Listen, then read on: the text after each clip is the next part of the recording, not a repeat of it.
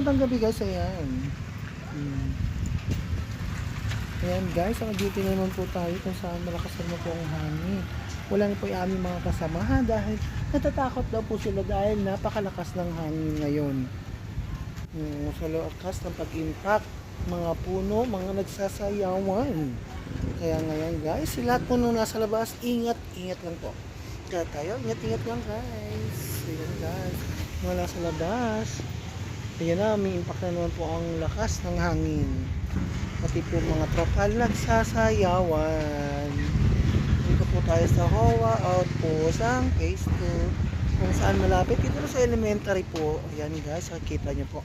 Elementary at high school po yan, magkatabi guys. O yan, nandito po tayo. O, diba? Ano papansin nyo naman? Pansin nyo. Ganda ba ako? Charot. Bye-bye!